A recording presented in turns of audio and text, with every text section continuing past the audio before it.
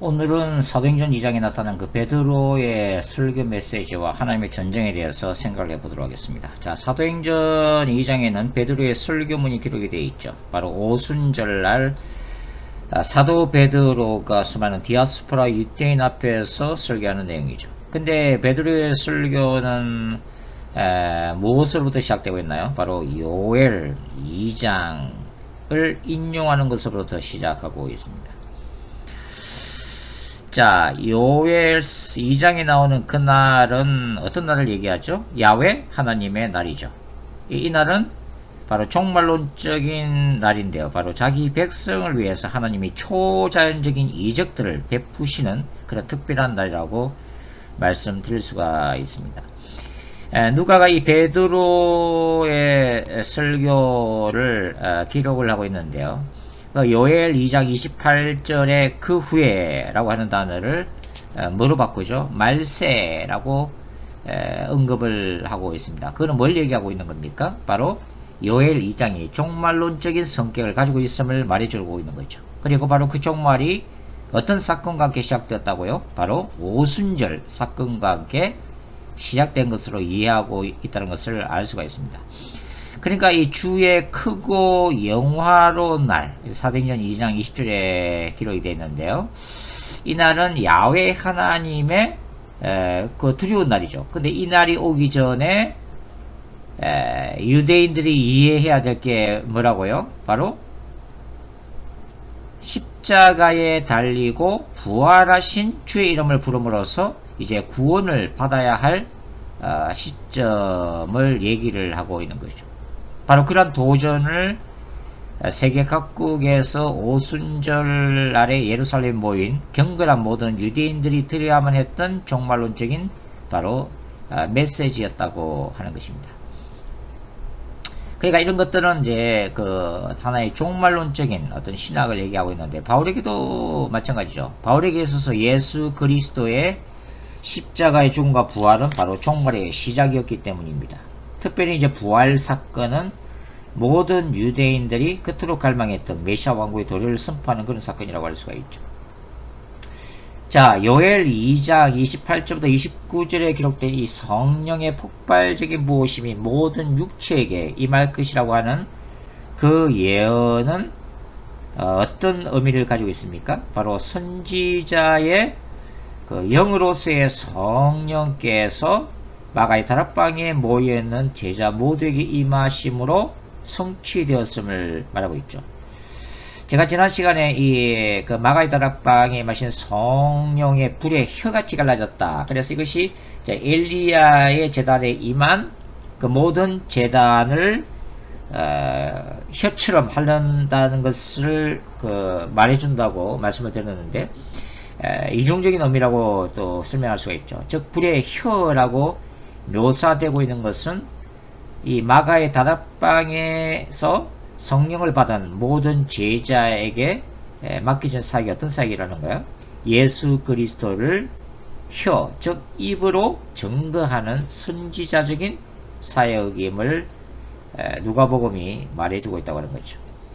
그래서 이 오순절 사건은 마지막 때의 영혼 추수를 위한 하나님의 거룩한 전쟁의 시작을 알리는 사건이면서, 또한 베드로를 포함한 예수님의 제자들, 초대 교회가 감당해야 했던 예수님에 대한 선지자적인 바로 증거를 감당하도록 성령의 능력이 임한 사건이라는 것을 우리가 알 수가 있습니다. 그러니까 사도행전 2장의 오순절 사건은 열왕기상 18장의 그 엘리야 사건을 말해준과 동시에 바로 요엘 2장의 예언이 종말론적으로 성취되는 바로 사건이었다고 하는 거죠.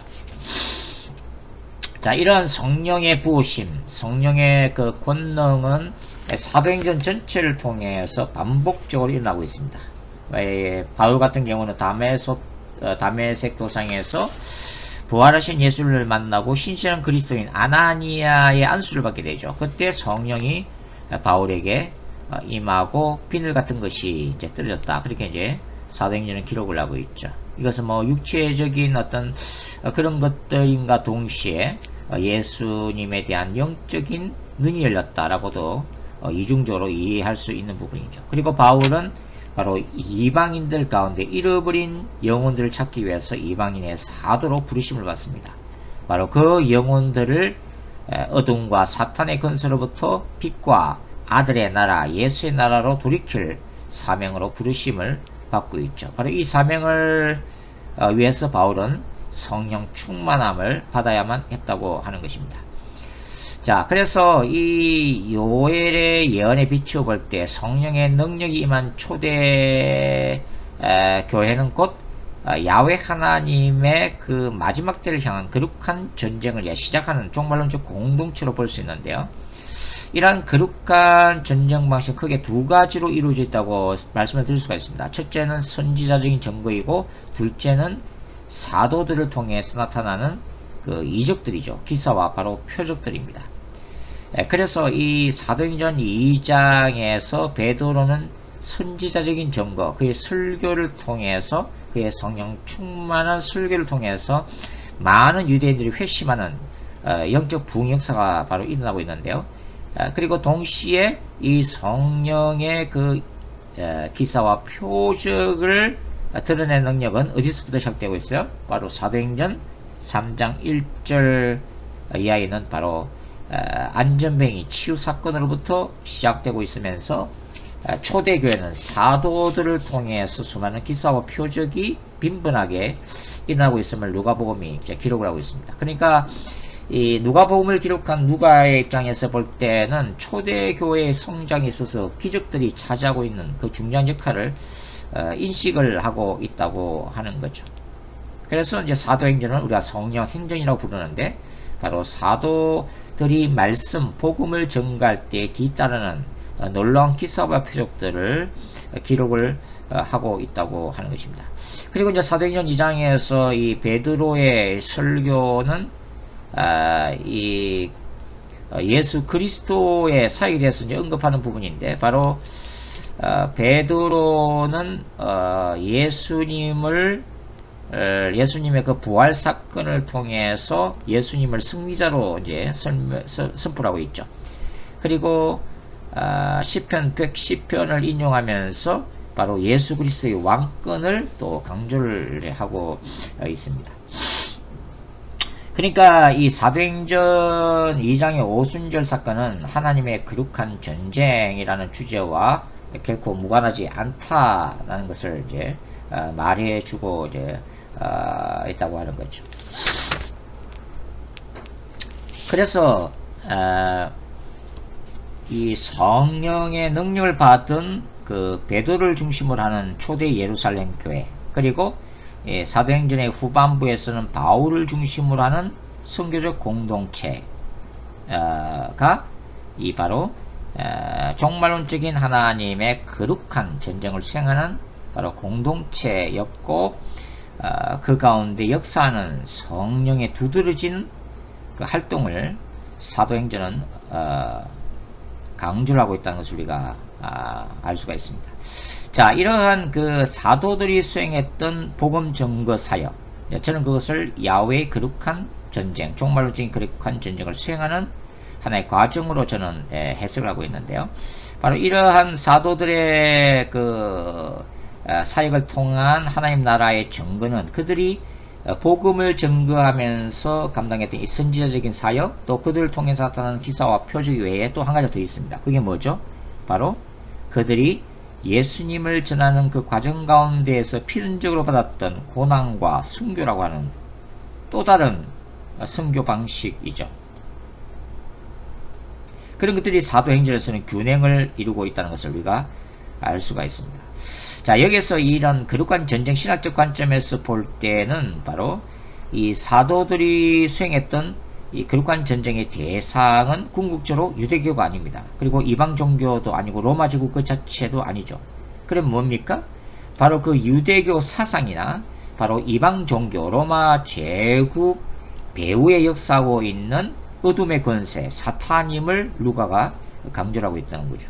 그래서 이 사도행전에는 이 초자연적인 존재들과의 이 투쟁이라는 관점에서도 공부를 할 수가 있는데요. 예를 들면 사도행전 5장 3절에 그 아나니아 얘기 나오잖아요. 그때 그 베드로가 그 아나니아에게 뭐라고 그러죠? 네가 사탄에게 홀려서 성령을 속이고 땅값의 얼마를 몰래 떼어놓았다라고 얘기를 하고 있죠. 그러니까 베드로는 아나니아의 그 속임 배후에 역사하고 있는 사탄의 활동을 읽고 있다고 하는 거죠. 또 사도행전 10장 또 38절에는 사도행전은 그 뭐라고 기록하고 있어요? 하나님이 나사렛 예수에게 성령과 능력을 부어주시고 그러므로 인해서 예수께서 두루 다니시며 선한 일을 하시고 악마에게 억눌린 사람들을 고쳐주셨다고 이제 기록을 하고 있죠. 그리고 사도행전 13장에서는 그 바울이 성령 충만해서 뭐라고 얘기를 하고 있어요? 그가 마귀의 자식이요 모든 의의 원수로서 주의 바른 길을 굳게 하는 자라고 이제 말하고 있는 부분도 있죠. 그리고 사도행전 16장에는 바로 그 빌립보에서 귀신 들린 여종 하나를 치유하는 모습으로서 그 예수님의 이름으로 악령을 쫓아내는 모습도 기록이 되어 있죠. 그러니까 궁극적인 이 바울의 사역의 목적은 이제 사도행전 26장에 이 영혼들을 구원해서 어둠에서 빛으로 또 사탄의 권세에서 하나님 나라로 돌아오게 함을 분명히 밝히고 있죠. 이것은 바로 이제 사도행전에 나타난 바로 하나님의 나라와 사탄의 나라와의 그 충돌을 보여주고 있다고 하는 것입니다. 그러니까 이 누가는 사도행전을 통해서 말씀, 복음 증거 그리고 뒤따른 기사와 표적뿐만 아니라 사도들이 당했던 박해와 순교의 역사 가운데서도 이 사도 공동체가 하나님의 종말론적인 거룩한 전쟁을 효과적으로 수행함으로써 초대 교회들이 세워지고 하나님 나라가 확장되는 과정을 그리고 있다. 이렇게 이제 볼 수가 있는 거죠. 바로 이런 것들이 이제 요한계시록에서는 마지막 때에 바로 이제 두 증인과 적그리스도의 투쟁 관계, 또 종말론적 교회 공동체와 또 악의 권세와의 영적 전쟁, 이런 것들이 나중에 요한계시록 19장에서 예수님이 재림하심으로 인해서 예수께서 행하셨던 바로 그 종말론적 거룩한 전쟁의 최종 승리 사건을 통해서 사단의 나라가 멸망을 당하고 하나님의 나라가 완성되는 바로 그 마지막 모습도 보여주고 있다는 것을 우리가 알 수가 있습니다.